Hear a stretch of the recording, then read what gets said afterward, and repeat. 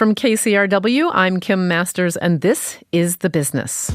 Yeah, I mean, I like a bit of stress, you know. I like pressure. If you don't do the job.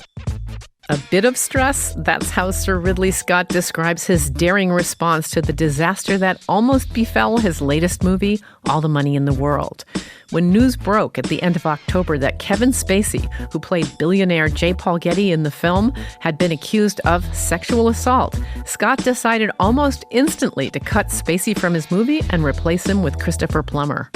Scott had just 6 weeks to reassemble his cast and reshoot 22 scenes with Plummer in the role, a feat that some said was impossible. In the end, the film missed its original release date by just 3 days. But first on the news banter, after an industry-disrupting 2017, what lies ahead? Stick around, it's The Business from KCRW.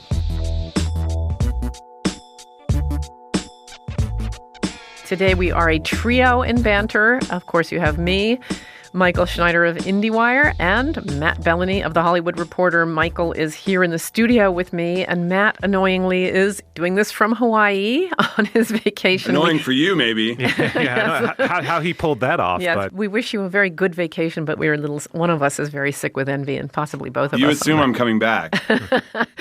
Yes, I do assume that. I expect that any time now. I know you love the news. And speaking of which, let's look at the year ahead. So we have several huge deals pending. The biggest is AT&T Time Warner, which seemed to be sailing along so smoothly that they actually appointed a new head of Time Warner, John Stankey, who is a real, we at The Hollywood Reporter did the first post-announcement interview with him, and I can tell you, that guy is quite a suit who was used to talking about data, not a content guy. Let's put it that way. I asked him what his favorite shows were, and he sort of paused and said he and his wife like Downton Abbey, which I don't think is the thing you really ideally say if you're taking over Time Warner. But now, possibly because of legitimate antitrust concerns and or because Trump doesn't like CNN, Mike? Yeah. I mean, I think the issue here is of all the deals for the Department of Justice to suddenly get concerned over consolidation, with so much consolidation into this industry, this is the one. It just smacks of Donald Trump's hatred of CNN and letting politics and emotion get into the deal making. There's some legitimate concerns over this merger, but on paper, at least, if you've allowed other mergers to happen like Comcast, NBC, Universal, et cetera, over the years, this one seems pretty cut and dry. And the only reason to put a stop to it is these personal vendettas that Donald Trump has against CNN. I would say there are some legitimate concerns, and perhaps some people have said remorse over what Comcast got away with the NBC Universal purchase has influenced the decision to intervene. But I don't know, Matt, how does it seem to you, legit or not? I mean, this is an administration that hates regulation of any kind, so suddenly we're regulating. At this point, honestly, it doesn't really matter. I mean, this is in litigation now. I think what we'll end up seeing is a settlement of some sort that requires AT&T to sell off something. Whether that will be CNN, which they have vowed not to do, they said that that's off the table. Whether it will be other aspects of Turner Broadcasting, which could mean TNT, TBS, something else that they may throw a bone to the administration and sell off, or if it could mean something more significant, like they sell, DirecTV or one of the other aspects of the company. I don't know what it's going to be, but I think they will do something to appease Trump and the Trump administration. Yeah, I think Randall Stephenson, the AT&T chairman, has said, drawn a line in the sand with respect to CNN. I'm not selling. So who knows how long this goes on. But meanwhile, a much more horizontal deal where instead of being vertical, where one kind of company links up with another kind of company, AT&T and Time Warner being essentially in different businesses right now, you have the Fox Disney deal. But because Rupert Murdoch is the seller in that case, and he, God knows, is carrying Donald Trump's water day in, day out on Fox News and through the Wall Street Journal, I don't think those concerns are going to be quite so pressing. Well, again, it sounds like Trump's main concern was the fate of Fox News. And as we know, Fox News isn't going anywhere. That remains under lock and key with Rupert Murdoch. Beyond that, Trump has also said that he thinks this would actually be a job creator, which again is a little confusing because in any sort of consolidation situation, you find your efficiencies. And I think everyone agrees that when Disney Fox goes through, there will be quite a few job losses. That is not confusing. That is a lie. That is that is not something that happens in mergers. They do not create jobs. Right. I mean, most analysts say between 5,000 and 10,000 jobs will be lost. I mean, maybe ultimately the companies can grow larger and add jobs and supplement the losses, but that's just not true. I mean, this is going to be a job killer. Yeah, and I have to say, as I mentioned before on the show, I was on the Fox lot having a lunch the day before this was announced, and you could already feel the anxiety and depression. And these guys are going to have to live with that for months and months, and it's going to be like dragging yourself through your day. And Kim, the biggest concern is the fate of the Fox broadcasting company. The Fox network, as we know it, basically will no longer exist. I think everyone agrees that the best case scenario is that it continues with a mix of sports, some news programming, a lot of live programming, and maybe a few library shows, but it's not going to be the robust broadcast network that we've known for over 30 years. As they cut off that complete infrastructure, that's where you're going to see a lot of job loss. Yeah, and of course there's worry about Fox Searchlight and their films, as they have Shape of Water in contention and they're a perennial awards contender. And, how many movies, period, will the Fox Film Studio make? Some people think it will be drastically cut, and they make an array of movies. So, we'll see whether Disney wants to preserve that. I think it's going to be hard in a way because people who can flee, I think, will flee because you don't want to wait around and find out what happens. So let me turn to one other pending deal, Sinclair. Sinclair is trying to buy the Tribune stations. Many people, that they will use this to create another state news network, not unlike Fox News, and because it's very conservative ownership. And I have to say, I almost wonder whether part of the deal between Murdoch and Trump, which seems to be a very close relationship, is to screw that up to preserve Fox News dominance. I don't know, Mike. What do you think? Well, I think the bigger issue is even if they don't create a Fox News rival, Sinclair, once they consume Tribune, will own more than 230 TV stations across this country, representing 72% of households, which means they'll be basically in most homes in America. And, the concern is their news product is very right-wing leaning. They've been accused of propaganda on many fronts. And for them to come in and basically dominate local television is cause for concern. This is a $3.9 billion deal that will dramatically change the face of local TV, what's left of it. I think that's true, but the thing that's interesting to me is that we live in a media environment where Fox News for the past 20 years has had essentially a monopoly on conservative-leaning television news. And Murdoch has profited handsomely on that. So it must terrify him to think that there is a potential competitor to Fox News out there. And if Sinclair can get its act together and actually create that, they may be able to go after Fox News and go after some of that talent to create a real competitive landscape there. And honestly, that may not be the worst thing in the world if Fox News has a real competitor out there that can hold it to task and can compete for that audience. I don't know if this is what Sinclair has in mind or if it just wants to permeate local news with conservative commentaries, but they may have a larger goal. Yeah, well, what terrifies me there, Matt, is that to take on Fox News, they'll have to go even to the right of Fox News. So you've got propaganda taking on even more propaganda. Yeah, I don't know that that's true, though. I mean, it could just be a different brand. I mean, Fox News is its own kind of weird animal of news that it kind of creates its own stories and pursues its own agenda and kind of decides what the talking points are. And it does that because it has this immense power over its audience because it is the only game in town if you want to see that kind of news. If there was something else, maybe Fox News wouldn't do what it's doing. Maybe it would be a little bit more to the center. Who knows? Well, Matt, I don't think so. I like your optimism, though. I do, too. I have to say, it must be so hard for Trump. Hawaii is treating Matt well. Yes, it must be very... I don't necessarily think that Sinclair will be a more right-wing Fox News. Let's just say that. I think if it's as right-wing as Fox News, it's also an issue. I mean, it must be awfully hard for Trump to decide whether to allow another empire to promote his message or to serve his friend Rupert Murdoch. So we'll see how that goes. Thank you guys both. Happy New Year. Yeah, thank you. That's Michael Schneider of IndieWire and Matt Bellany of The Hollywood Reporter.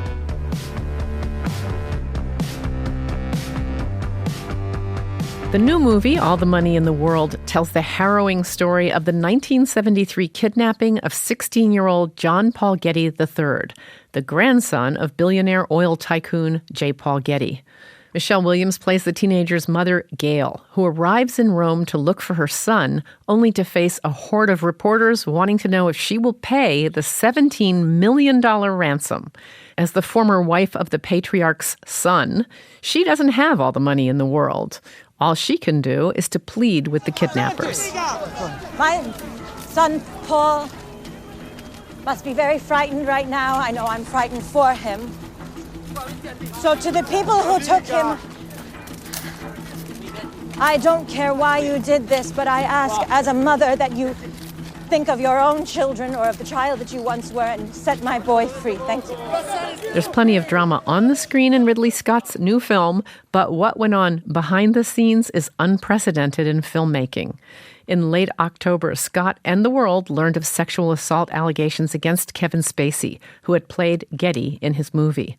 It is already Hollywood lore how Scott decided to cut Spacey from the movie and replace him with Christopher Plummer. And to keep his late December release date, he said he could do it all in 6 weeks. That meant calling back the other actors in the film and preparing to shoot in key locations, all on very short notice.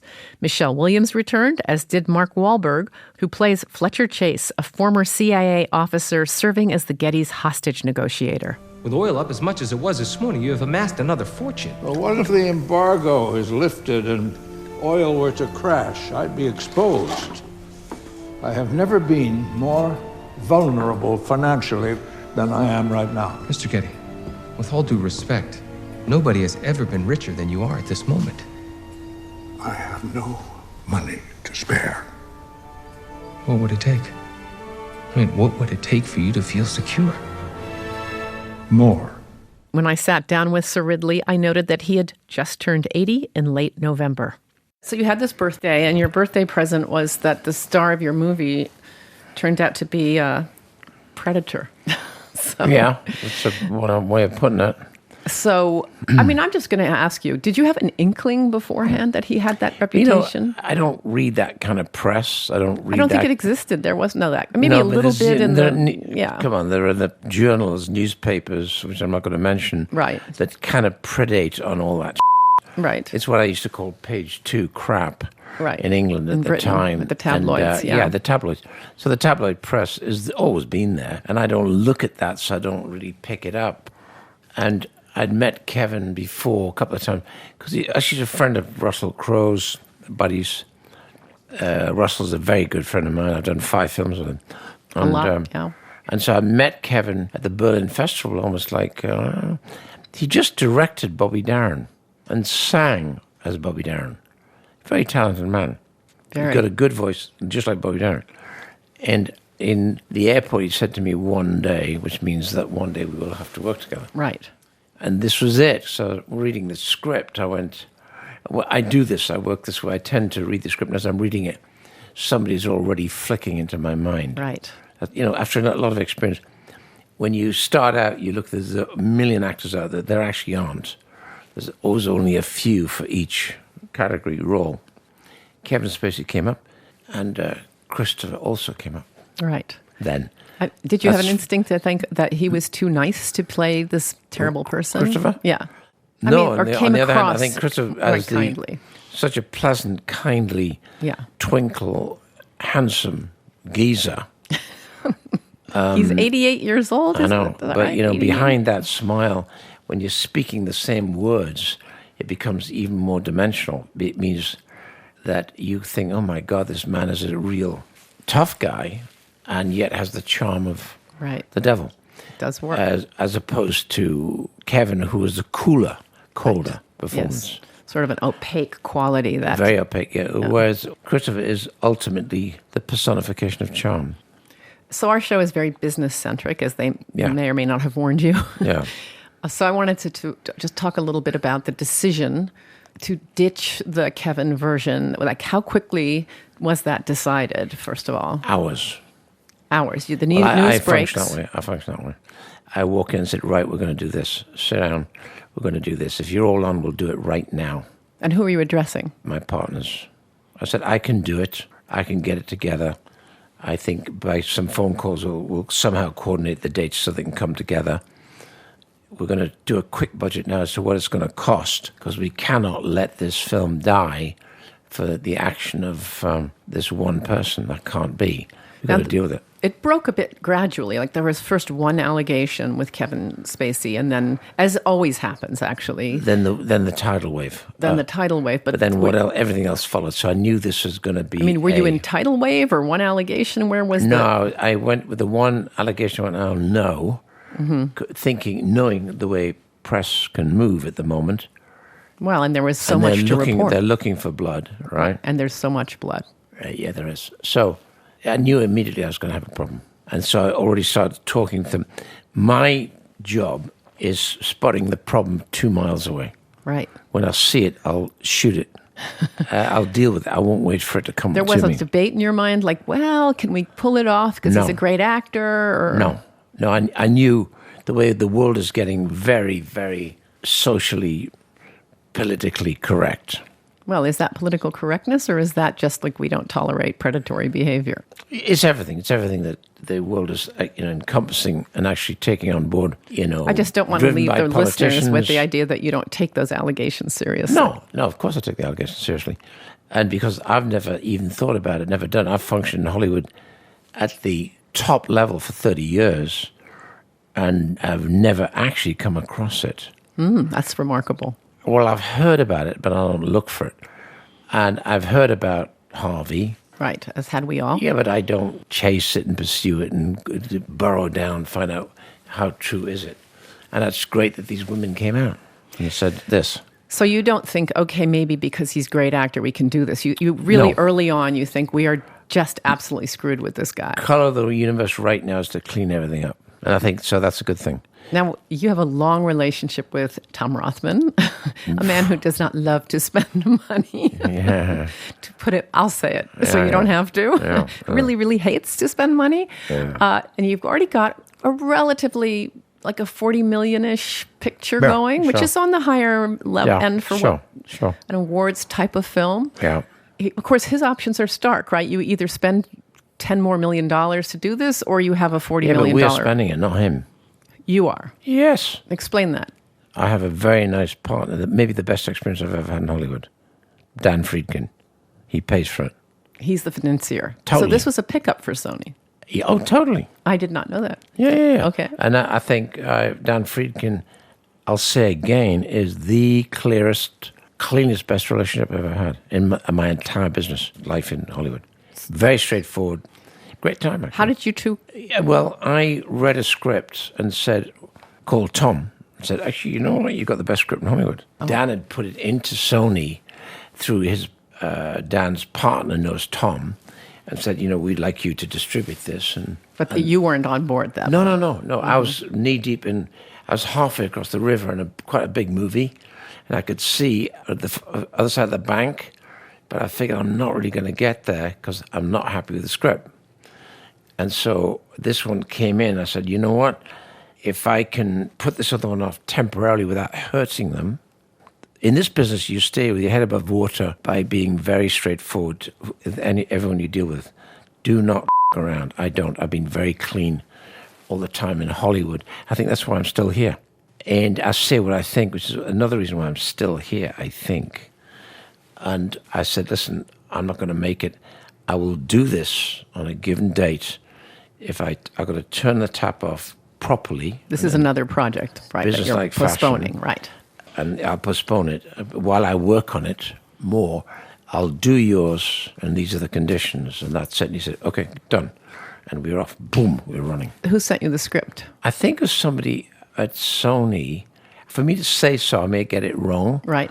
So, but it was an executive. So I said, "Just read that." And yet the financing was outside. And yet the financing was outside because I think they were worried that I think the film was spinning wheels for about 2 years. I did this with American Gangster, spun wheels for 6 years. And Steve said, read this, tell me I'm crazy. Isn't this a good film?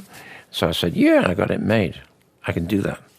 There are these scripts that recline on the shelf where they've either had too much talk, too much chat, too much thought, too much pondering. I don't ponder.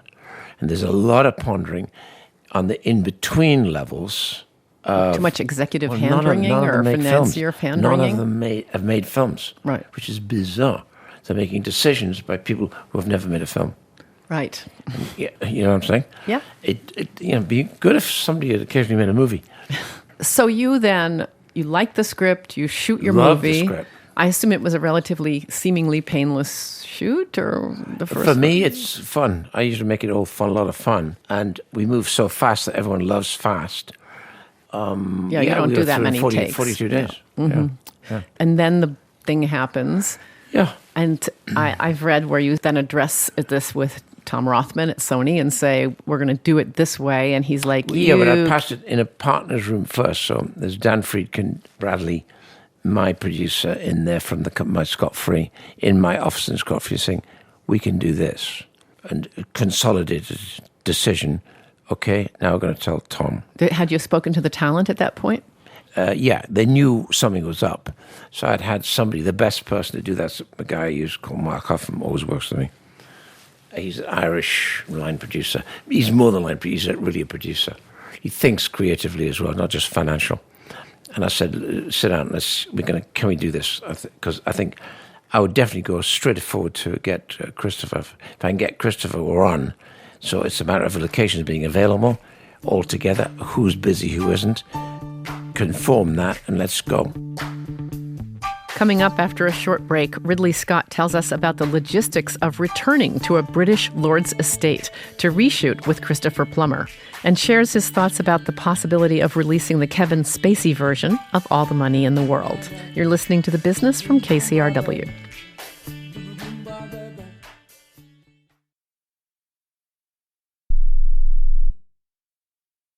This is The Business, and I'm Kim Masters. We're talking to Ridley Scott about his new film, All the Money in the World, which tells the story of the 1973 kidnapping of John Paul Getty III, grandson of industrialist J. Paul Getty.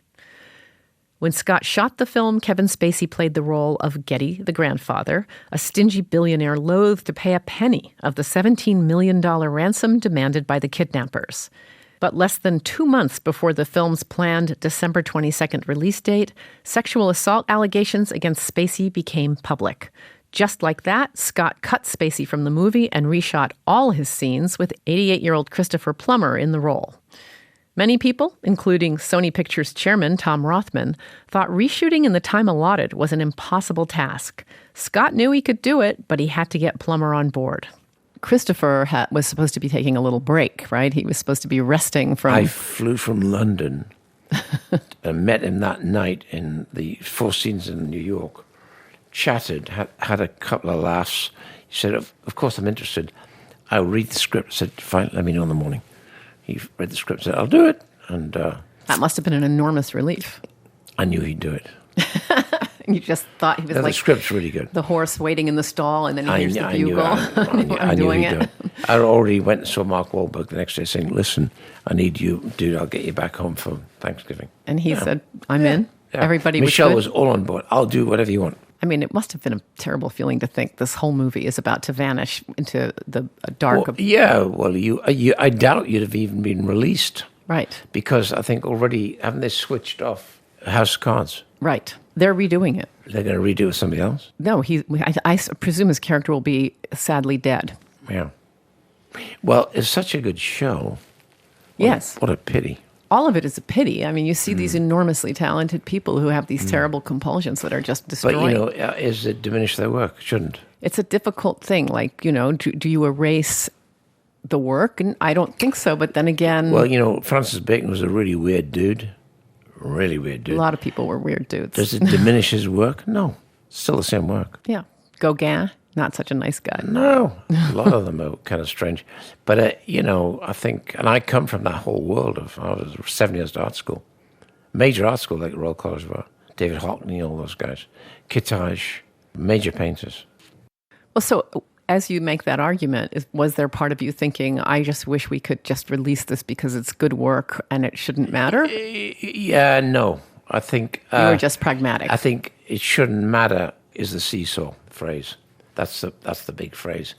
Shouldn't matter, and actually we got to stop that. It does matter. It does matter. Yeah. So I feel like we were a little bit led on to believe that this role was not that big, but the role is big. It's not a small role. It's key.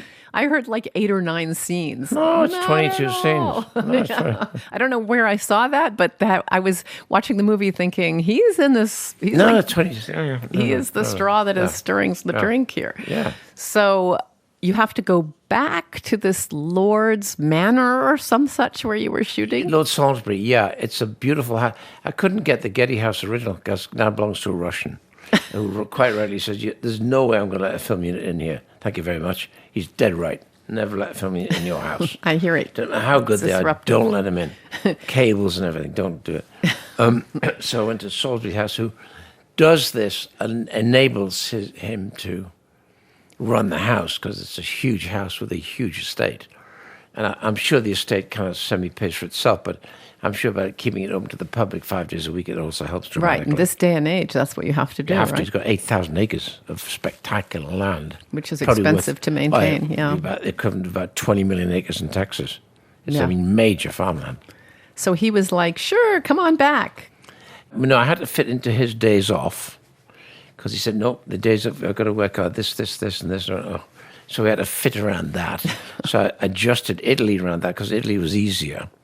Because as long as as long as the locations are available, I'll just go in there. And I was using, funnily enough, the Mussolini building, which the neo-fascism, the architecture of Mussolini is fantastic. So I was in shooting the offices, the modern office of Jean-Paul Getty, and the forecourt where the little boy says, "Mummy, whose building is that?" She said, "Your grandfather's." That's Mussolini. Oddly enough, I put Getty above it and had it snow. I did not make that connection. But, no, that's right. In the both movie. great guys, yeah. Yeah.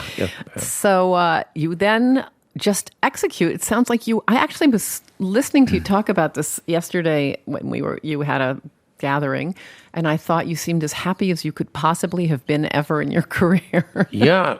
I mean, I like a bit of stress, I The like drama. I like pressure. If you don't do the job. But I kind of enjoy the pressure of it all.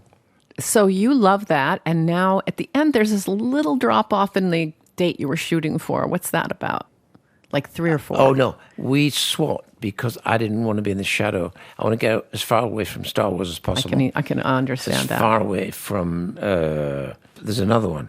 Jumanji, The Greatest Showman. Yeah, Jumanji. Downsizing. Sony. I want to get away from them. Those are big, And so I'm the mouse that roared on Christmas Day. But there's other ones on that day, and I think we're pretty good. One more question. I read an answer when you were asked if the Kevin Spacey version would ever be released where you said you didn't think so. But then I thought I heard you say later. Who knows? The world is a strange place. In 10 years' time, somebody might want to see it. I think people would want to see it today, honestly. Yeah. Well, isn't that the way it is? And I think, but that would be up to Dan to say so. And I think we'd wait for this to clear before you even think about that. Well, I'm glad it worked out. No, I think so. Ridley Scott is the director of All the Money in the World. Thank you so much for telling us this crazy story. Congratulations on pulling it off. Thank you. And that's The Business. Caitlin Parker produced and edited today's program with production assistance from Ray Guarna. You can subscribe to The Business as well as other great KCRW podcasts at kcrw.com/podcasts. I'm Kim Masters. We'll see you next week on The Business.